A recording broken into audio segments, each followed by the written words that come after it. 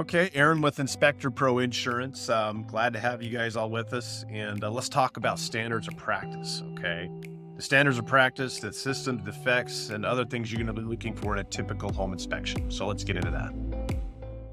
What are the standards and where do they come from? Who created the standards? Whether there's InterNACHI, ASHI, franchises have different standards, states have different standards, or different organizations and states, FABI, TREC, CREA, you name it, right? They all have different standards. And each place, depending on where you're at, you want to make sure that you're following your inspections based on the standards in that area or location you're working. Okay. Why are the standards important to know? Well, how would you know how to do an inspection if you don't know what you're looking for and what to inspect, right? The standards are there to determine and help you out in this. I often get questions from inspectors. Hey, can I inspect this? Am I supposed to inspect this? And one of my first questions is, do you know what the standards are? And is that included in your standards, right? So I'll be asking them back this question. And if it is, know that the coverage we're providing is basically following the standards of practice in your area. So if you have a question about what's what's available to be inspecting, a lot of times it's going to revolve around the standards of your inspection and where you're at. You want to make sure that you're following the standards, that you're not going above the standards, right? You can get yourself in hot water. Good, bad, pass, fail, that's where you want to keep it. But if you know more information beyond that about how fixing it, what's going to cost, what to do, that can get you in trouble because a lot of times you may want to give that information out, but that's not necessarily what you're following in your standard, right? You're a pass, fail, good, bad. This is something that needs to have a professional beyond you look at it. You're a generalist, okay? The elephant in the room. Standards of the practice aren't as thorough as inspectors would like, right? So there are gray areas that we're dealing with here. And what you want to do is try to make it so that you're being as clear as possible, but there are a lot of gray areas. The standards hold a lot of weight and determine the quality of your inspection, especially if a former client is accusing of you of performing poorly or doing a bad inspection. What's included in SOPs? Since I can't talk about all the standards, the differences in the various associations, let's use the ASHI SOP as an example. First thing the ASHI SOP states that you should do is inspect readily accessible, visually observable, installed systems and components that are listed in the SOP. The major listed components in the SOP are as follows: the structure, exterior, roof, plumbing, electrical, HVAC, interior insulation, ventilation. Each of those components, you'll get a breakdown of specifics within them for you to inspect. And the second part of an inspection scope is described in the SOP. The inspector must provide a written report. Recommends corrections or suggests further monitoring or evaluation, gives an explanation of deficiencies, explains why certain required systems components were inspected at the time of the inspection, as is the case. What is excluded in the standards of practice, the SOP? Each major system that inspectors are required to inspect in the SOP has minor and major exclusions within them. You want to study them to find out more specifics regarding these. Otherwise, there are common general limitation and exclusions for you to pay attention to.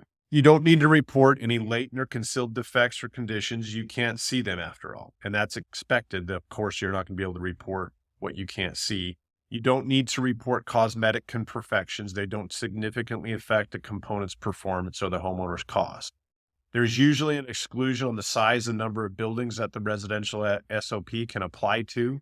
A 20-unit apartment building may be considered commercial rather than residential by the standards. Exclusions usually state that you don't need to inspect systems that are readily accessible. You don't want to be moving things around or having to open things that aren't readily accessible and easy to get to. You don't have to state the remaining life expectancy of a component. That can become an easy lawsuit if you're wrong. You don't have to talk about what repairs specifically need to happen or possible repair costs. Okay. Just the repairs may be needed. You're a generalist, remember.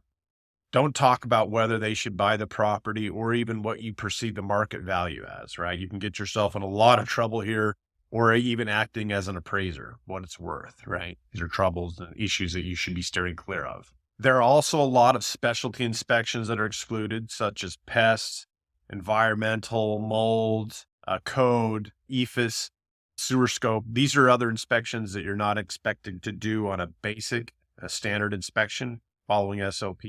You can provide these other inspections, but you're not expected to provide them, right? And some inspectors will advertise that they're going to do these other inspections as well. Where do excluded system and defects become a problem for home inspectors? They seem pretty forward, right? Then it looks like they should be, but there are issues that go outside the SOP and put you in a bad situation. Okay, so let's talk about some of those issues that can come up. You can run yourself into trouble doing specialty or feeling like you should doing specialty inspections. Okay. A client discovers black mold a year after moving into the house. They may be upset about you if you didn't find that black, right? Whether you're inspecting for that or not. Many clients don't read the SOP list or the standards of practice listed in your agreement. So you want to specifically discuss these items and the specialty exclusions before you do the inspection. And actually walking through is a good time as well. Not visible or hidden. Many clients don't understand the limitations of non-invasive visual inspections, right? They expect you to be able to see behind the wall or that you would somehow catch it, right? So they don't understand that. Similar to specialty services, you may need to help them understand that you can only inspect what you can see, right? So make sure you're referring to that and letting them know. We had one inspector who got a call from an upset client who found a gas and a water leak underground.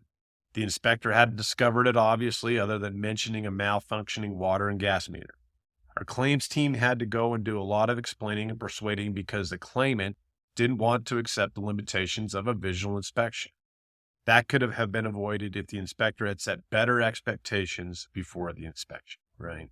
So this is something you want to have a chat with people that you're only able to discuss and to write up and put your report on what's readily and visibly available. Let's talk about dangerous areas. Every SOP has exclusions for areas of the home that would put the inspector in danger: crawl spaces, attics, roof, bad weather. There's many others. Clients who weren't there during the inspection may not understand that you were limited because of safety concerns, right? You weren't able to walk the roof. It was very slick. There's snow on it, it's ice, different items of that nature. Take time to explain over the phone and definitely in a report that specific areas were uninspected because of safety concerns or other areas blocking these, right? There could be stuff blocking your access to the attic. It could be something blocking your access to the crawl space. It may be dangerous or too small for you to get into. There's lots of areas that you need to write up on your report that you weren't able to see and why you weren't able to report on those.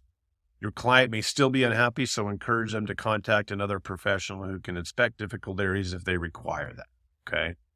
Now that we've talked about the standards, exclusions, and possible issues, here are some tips to protect yourself and keep yourself within the standards. Set expectations. This is the most important thing, right?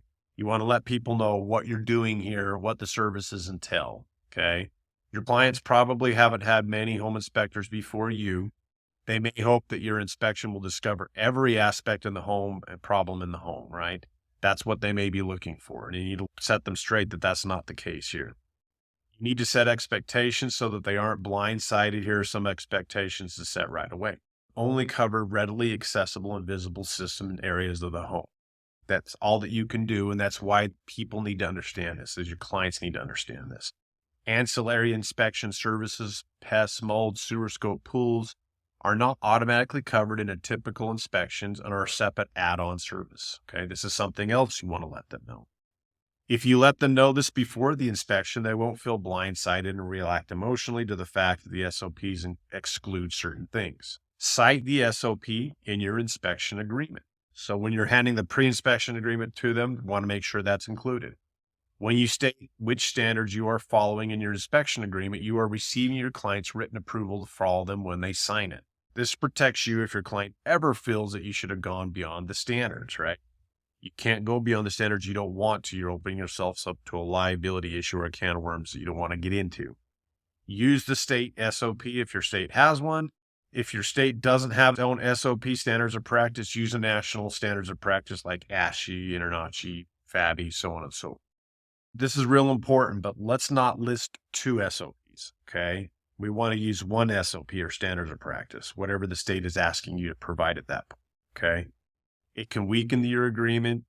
Attorneys can use differences between the different SOPs to fight against you. Okay, so let's use one. Regarding ancillary inspections, if you are offering a service outside of SOP, include verbiage in your inspection agreement that sets a standard. This will create a type of standard for that service by itself. Inspector Pro actually has that verbiage for our insured inspectors to use if you are curious. So we have agreements that we put together as well for ancillary inspections. Review your standards often, keep on top of them, understand what you're dealing with. What happens when you don't review the standards is you forget specifics or start veering from the standards, right? You may be making up your own listing of what you think is important to know, but review your standards often and stay within them. Your insurance coverage with us is following the standards. Keep that in mind, okay? Plan a time every year to review them, especially if they've been updated, and stay sharp. Make sure you're carrying insurance in case you miss something that is in your SOP, or in case you accidentally go beyond your standards by inspecting some defect outside the standard. And most importantly, in case your client wants to make a claim against you, something that you did inside the standards, and you want to have defense against that. Know your standards, mention them often to clients, follow them yourself. You need to have your standard in your inspection agreement, right? We have a great agreements we provide for clients that are a great resource for you that have the correct SOP in your state and location that you're using, whether it's for the state, whether it's for an association or a franchise or otherwise. Click the link down below the description to find out more about our inspection agreements and how they can help your business. Subscribe to get more risk management tips from your home inspection business. Until next time, stay safe. Good to talk to you, Inspector.